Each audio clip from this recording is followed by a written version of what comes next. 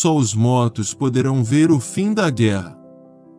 Boas pessoas não precisam de leis para obrigá-las a agir responsavelmente, enquanto as pessoas ruins encontrarão um modo de contornar as leis.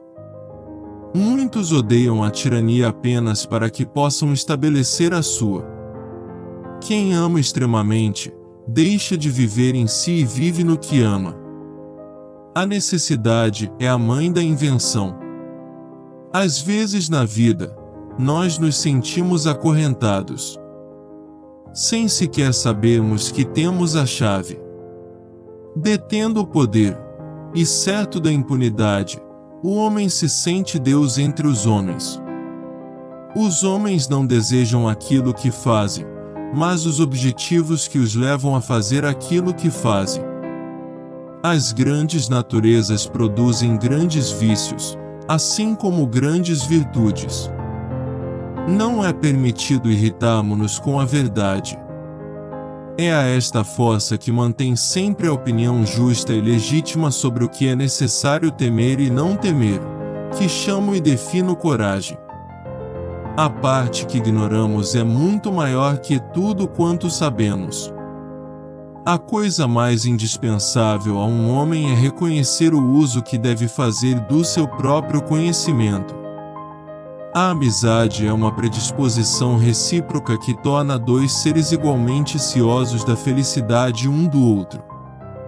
Quando a violência das paixões se relaxa e o seu ardor arrefece, ficamos libertos de uma multidão de furiosos tiranos. Riqueza alguma poderá proporcionar a paz a um homem mau. A velhice nos proporciona repouso, livrando-nos de todas as paixões.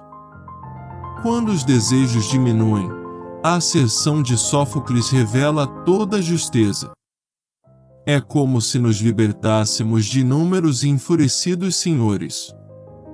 Podemos facilmente perdoar uma criança que tem medo do escuro. A real tragédia da vida é quando os homens têm medo da luz.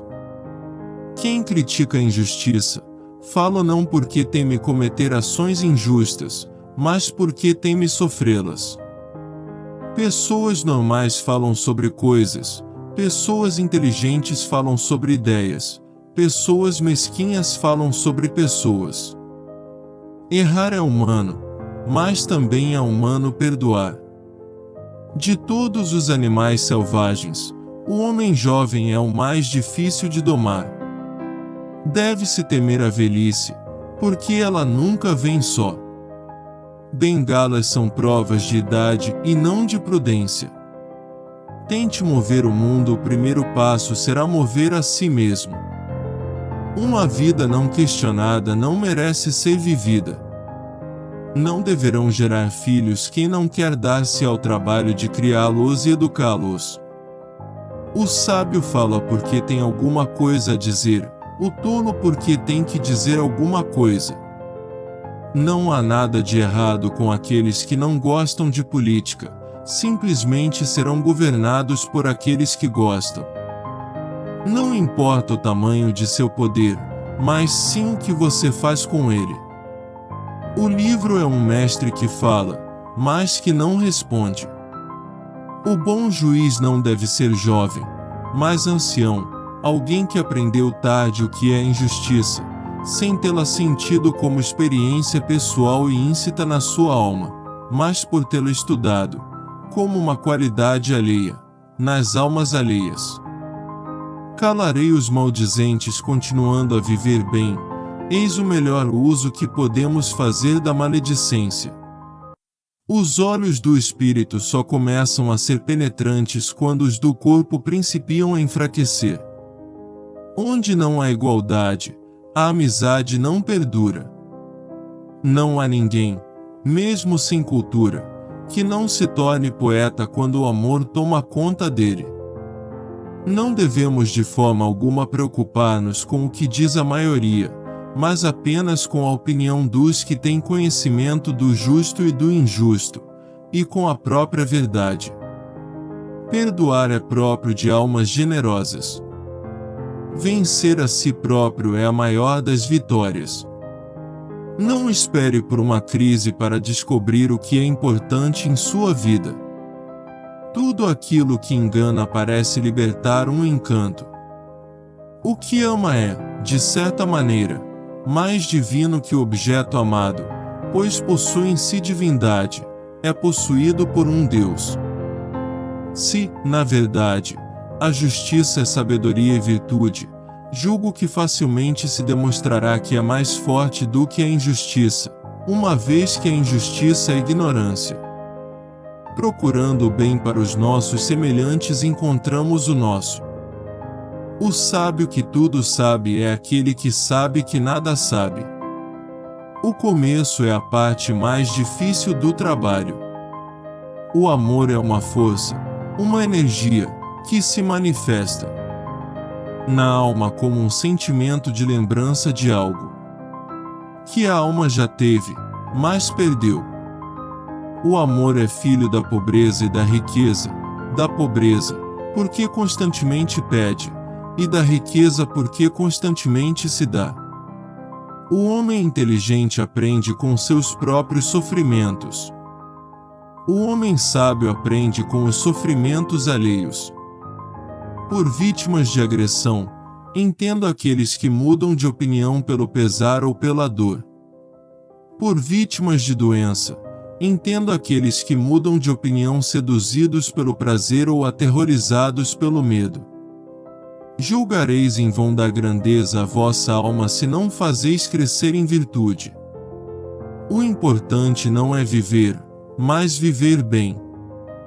A pobreza não vem da diminuição das riquezas, mas da multiplicação dos desejos.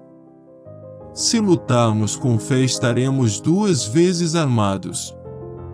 Praticar injustiças é pior que sofrê-las. A harmonia se consegue através da virtude.